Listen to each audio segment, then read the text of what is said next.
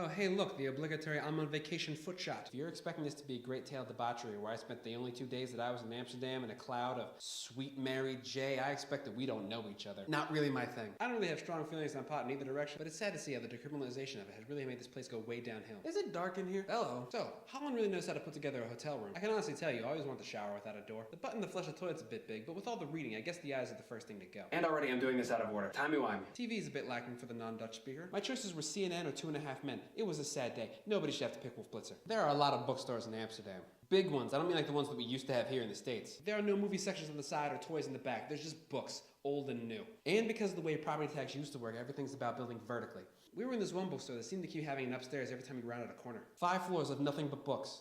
And what turned out to be the second musical surprise of the day. Timey-wimey.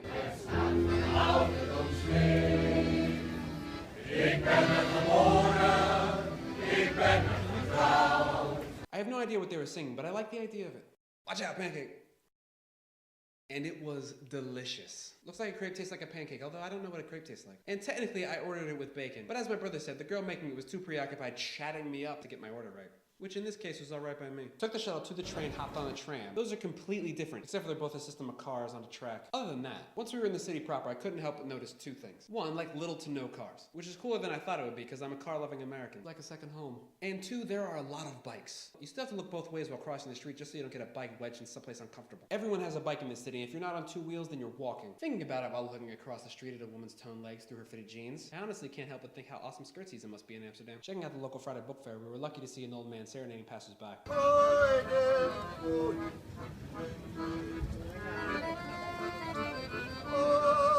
My brother, being the music fan that he is, found the record section pretty quickly. Moving on, the ABC, the American Book Center. And Luke is in the window like Stephen King. Out! Other window.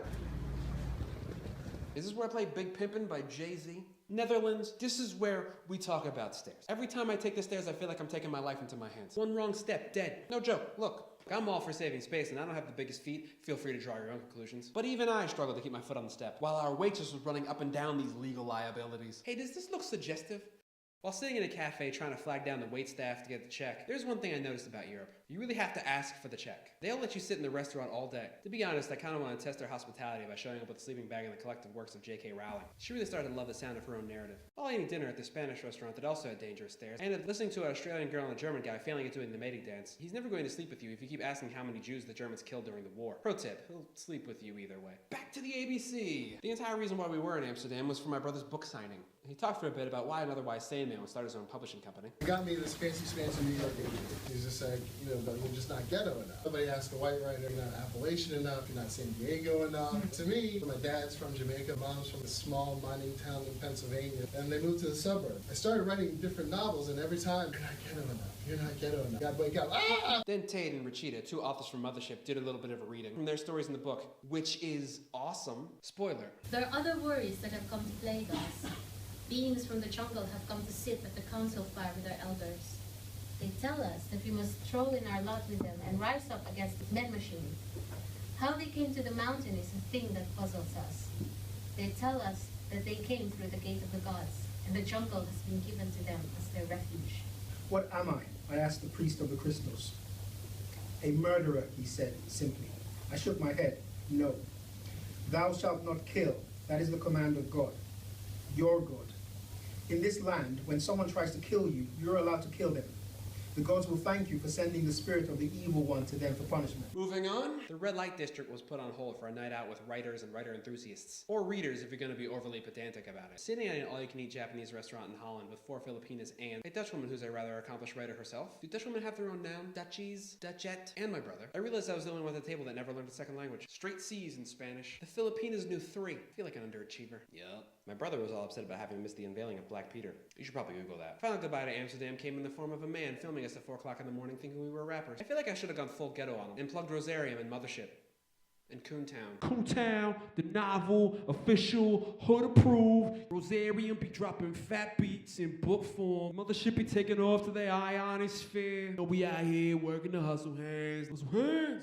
This is starting to sound like a commercial. While sitting in Heathrow for what felt like forever, but turned out to only be 7 hours, doing another obligatory my feet are on vacation pose, I was struck by a thought. Is our Pats A homie? I mean, he's not really doing homie-like things. No riding dirty, no banging with his boys, however you want to take that. No, he's on rooftops making out with sexy ladies. Color me confused. Is it bad that I judge people for flying in open-toed shoes? Since I'm asking questions that don't really have an answer, why is it that I always feel sick flying west, but not east? He sat thinking, what if nobody's watching his other videos? Does he still exist? Does anyone exist outside of his head? If the world is a figment of his imagination, then why wouldn't the people in his head watch his videos? Is it because they hate him? Is that why you're not clicking on these videos?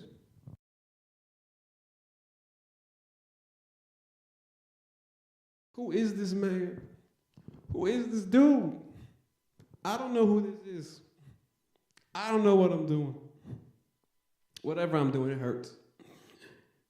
Right here, in the heart parts.